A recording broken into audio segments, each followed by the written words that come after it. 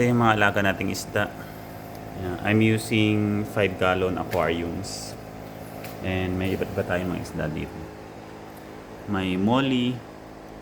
And sa observation ko lang nga, itong molly, bagay niyang malagyan ng ganitong lalagyan. Yan, kung saan yung mga pagkain na hindi na direktang malalaglag sa pinaka-flooring nila. So dito na lang napupunta. Nasasana yung mga isda na kumain dyan. Pero not all fish. Kasi may mga ibang isda na kahit na turuan mo is hindi sila masyadong nakakasunod. So yun pa rin, yung pagkain nila nandyan. Iba't ibang klaseng mga isda. So like this, yung glowfish, tetra. Gusto na lang din nila kumain na ilalaglag mo na lang dyan sa baba. And hindi sila agad ganun na-attract sa foods na inilalagay mo.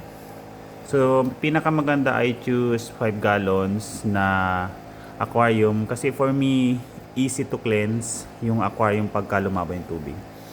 Pero still I'm using probiotics for microorganism para malinis, or meaning to say is yung mga isda natin ay healthy, malalakas, maliliksi, and yung colors nila ay maganda.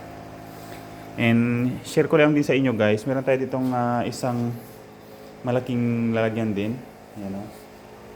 Yan. Hindi ko lang alam kung nakikita niyo siya. Ito. Meron tayong catfish dyan. And dito dan sa maliit na aquarium ulit natin dito is meron tayong koi.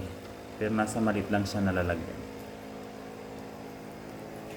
Okay guys, pinakamahalaga sa mga ganitong klaseng setup, yan yung mga isda nilagay natin sa aquarium ay yung ating water management. So napakarami nating dapat maintindihan or mag-gets dito sa pag-aalaga ng isda using aquariums. Yan, pinakamasilan kasi dito yung number 1 yung tubig nila.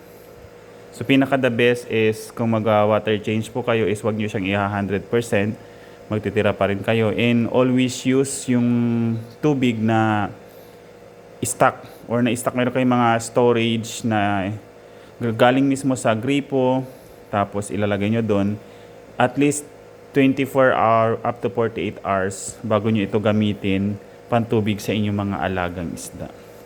So yun lang yung share ko guys. Disclaimer, I'm not professional, pero I hope makatulong tong video na to kasi I believe kasi doon sa observation ko ganun ang nangyayari. Kaya sinare ko sa inyo na mag-work sa inyo yung ganun.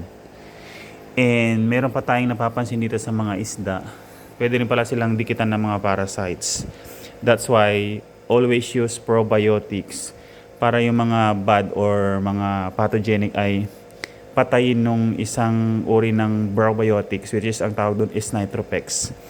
Yan siya yung odor fixing, finifix niya yung maamoy na tubig, tsaka pinapalinaw na rin niya yung malabong tubig. At the same time, kahit matagal po kayo magpalit ng water, ay hindi po mapapano or hindi madidisgrasya yung inyong mga alagang isda. Yun lang. Thanks for watching.